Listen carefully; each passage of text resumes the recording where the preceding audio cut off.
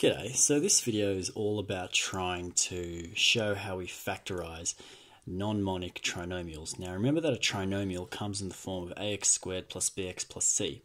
What we're trying to do is that we're trying to put it into the format of this when we factorise it. Now what I want you to understand is that there are different parts and there are different methods to doing this factorisation. First of all, we're going to look at the PSF method. Now the PSF method stands for P for product, S for sum, F for factors. Now, the product is always given by the A term times by the C term. So in this case, we have the A term, which is 2, and we multiply it by the C term, which is also 2, and we get 4. Make that a nicer 4. The B term is just the 5 in here, and that's what the sum is. Now, I'll tell you what this means in a second. So this is what we actually really care about. We care about the factors. Now understand that the factors are two numbers that multiply together to get 4 and add together to get 5. Now understand as well that P is a product. So naturally you're looking for two numbers that times together to get 4, i.e. the product, but add together to get 5. So what could those two numbers be? Well, they could easily be 4 and 1. We could have chosen 2 and 2, but when you add 2 plus 2 together, you get 4. But when you times them together, you get 4. So it has to work for both adding together to get 5, but multiplying together to get 4.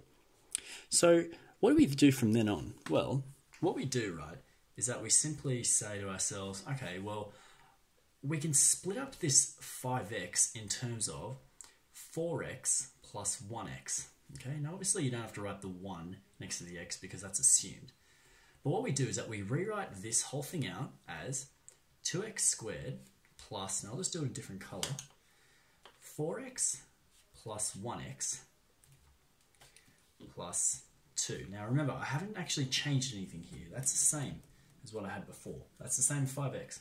But what I do is that I use what I call grouping in pairs to, factorise it such that I can get out a common factor from both. So I group this up with that, and I group this up with that. So 2x squared plus 4x, if I was to factorise that out, I would just get 2x outside, and then that would be x plus 2, because 2x times by x gives us 2x squared, and 2x times by plus 2 gives us 4x.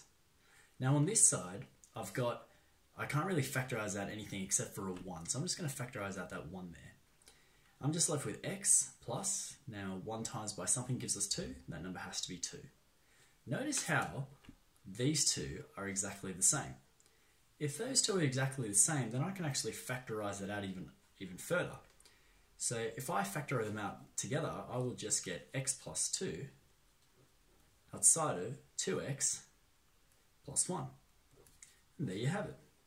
That's actually the factorised form of our original expanded notation. Now just to check to see if we've done it correctly, I can just expand all of this out together and see if I actually get from here to here. So let's check it out. So what's x times by 2x? Well, it'd be 2x squared. X times by plus 1, well that's just plus x. 2 times by 2x, that's just 4x. And then 2 times by 1 is 2. If I was to explain all this, simplify the like terms, you can sort of see, well, that's just where I was at before. So it'd be 2x squared plus 5x plus 2.